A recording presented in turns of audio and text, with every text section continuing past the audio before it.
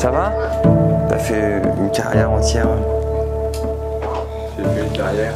Une demi-carrière sans café. Oh, trois quarts. Et c'était sur quoi? Infectieux? Néoplasique? Elle avait un gros syndrome inflammatoire, mais elle a pu se faire virer. Wahid, je suis médecin au sein des urgences de Rochefort et de La Rochelle depuis maintenant 5 ans. Vous avez fait des trucs? On n'a pas en suivi, on a fait 2 transferts en vrai. Ah oui? Une hématémèse, qui arrivait juste avec du mélanome et qui s'est dégradée avec hématémèse après. La légionelle, ça fait des tamponnades? Bah non, je sais pas comment je relie la pré-tamponnade. Putain, c'est beau. Il y a juste les cavités droites qui sont dyskinétiques. Voilà, puis comme elle était stable hémodynamiquement, malgré même la ventilation positive, tu vois, on peut pas en parler de tamponnade, mais c'est un peu chaud.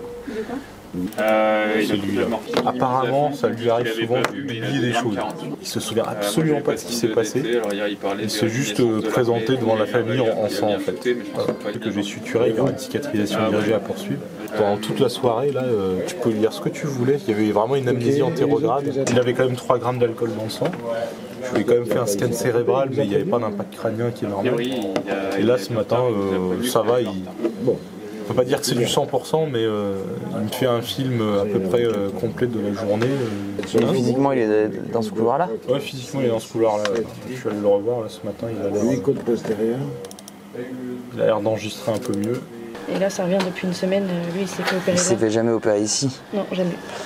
Bah oui, tu peux appeler les viscérales. Hein. Qui a des radios du 23 janvier. Là, ça, c'est une radio du 23 janvier. Putain, mais qu'est-ce qu'il y a plusieurs dossiers au même nom? Bonjour monsieur, vous étiez à l'extérieur dans le jardin? Ouais, puis j'arrivais à bordure des pavés là. C'est les restes de l'été dernier. Hein.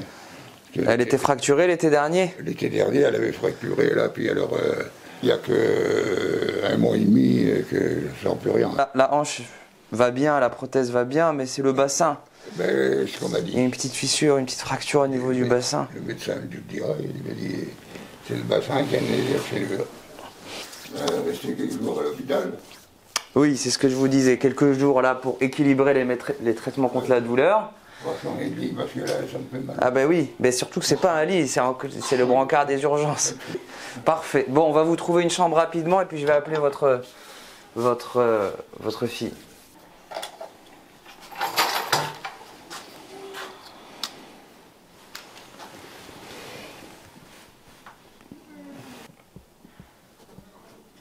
Ça vous fait mal là? Oh. Vous allez fermer les yeux.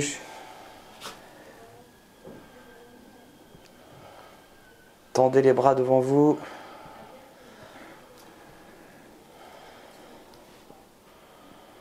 Ça tourne là ou pas? Un petit peu. Un petit peu. Piétinez sur place, vous n'allez pas tomber, hein, je suis là. Piétinez sur place, comme ça.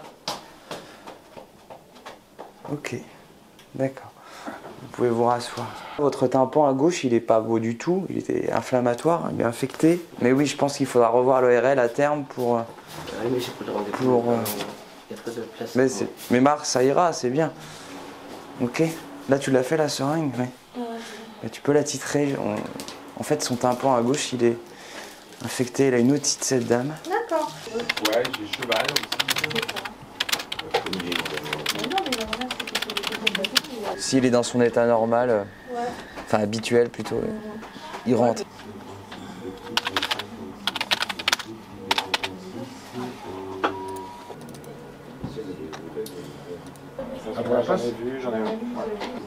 Vous êtes la fille de monsieur.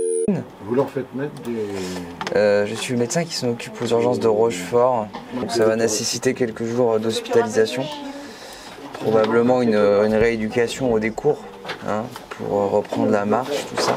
Là, il est encore aux urgences. On espère qu'il ait rapidement une place dans un service pour qu'il puisse être confortablement dans un lit.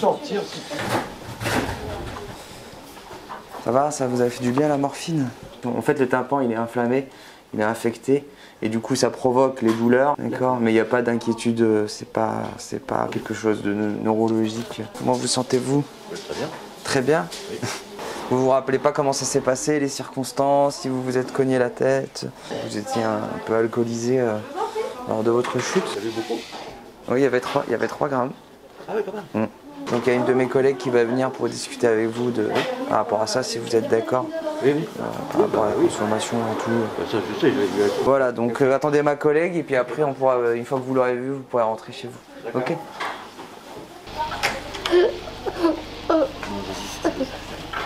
Tu serres bien pour pas que ça... Ouais. Arnaud, la dame là, la dernière de la tente couchée, c'est un poignet gauche, c'est fracturé, non ouvert. Elle va aller à la radio, elle vient d'avoir de la morphine. Elle est quand même assez allergique. Donc voilà.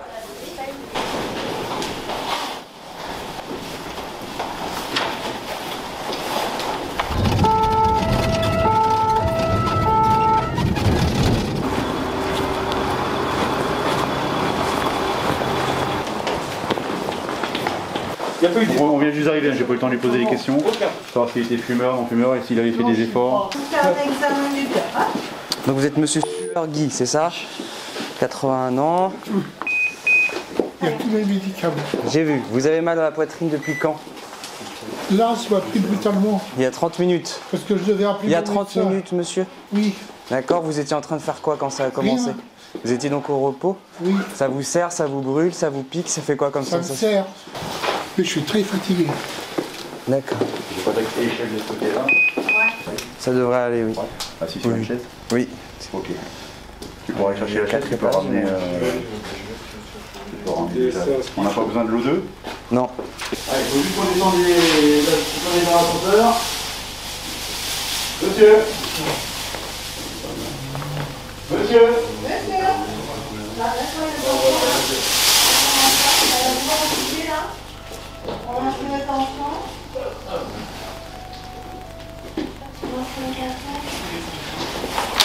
Monsieur.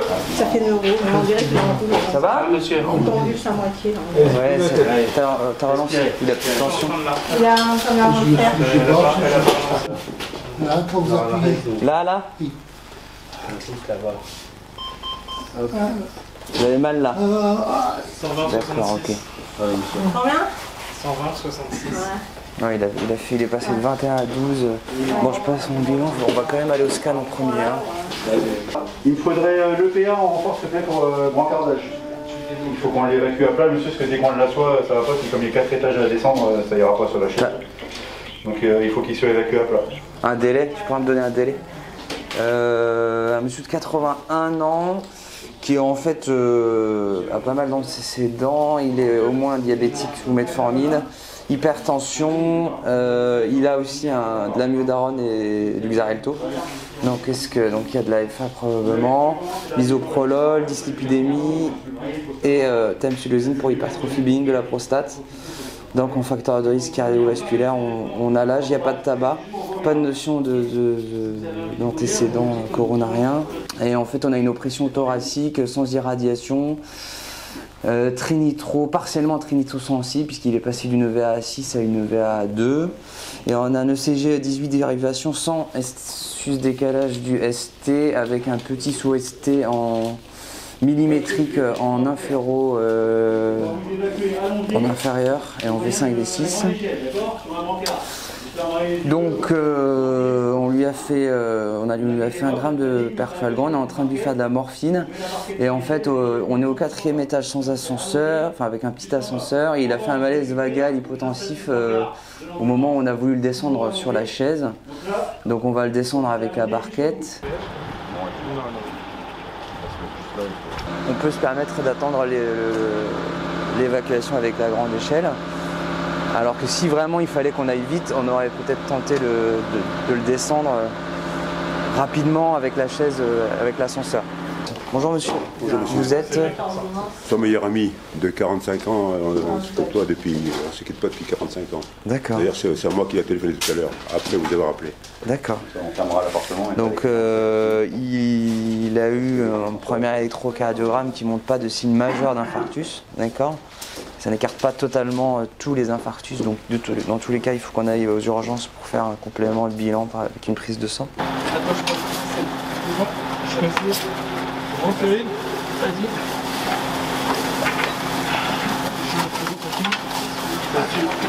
Allez, c'est bon. Voilà, vous êtes dans la barquette, monsieur.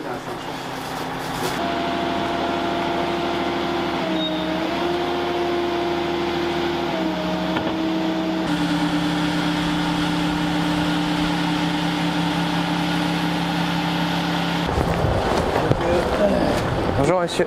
Bonjour. Ça va? On va vous déposer aux urgences de Rochefort, qu'on vous confie à nos collègues. Il faut qu'on reparte. Donc on repart tout de suite, je vais juste les trans.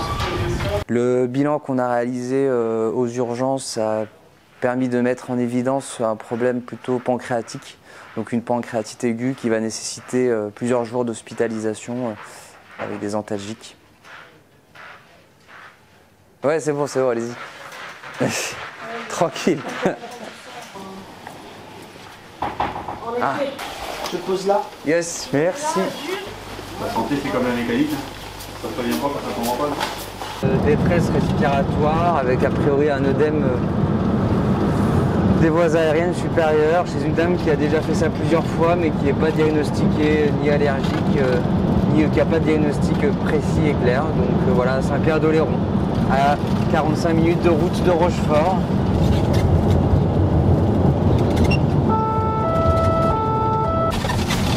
Ah, il n'y avait pas un autre moment où il voulait partir le convoi exceptionnel. Et ça passe, c'est multi-exploré et par les neuros et par l'ORL. Ah, elle a déjà une fibre pas bronchique, mais juste dans la gorge, t'as rien trouvé. Apparemment, il aurait trouvé une lésion au niveau du cerveau, mais je sais pas laquelle, il y a 10 ans, sur le fait qu'elle était hyper somnolente. Donc vous avez toujours cette sensation Mais ça m'étouffe pas. Il n'y avait pas de fièvre ces derniers jours, vous n'étiez pas malade, pas enrhumé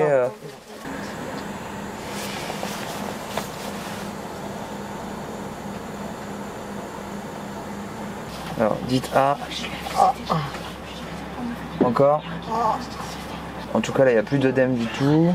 Ça siffle un peu au niveau des poumons, mais en tout cas, c'est plus au niveau bronchique qu'il y a la gêne qu'au niveau des voies aériennes supérieures.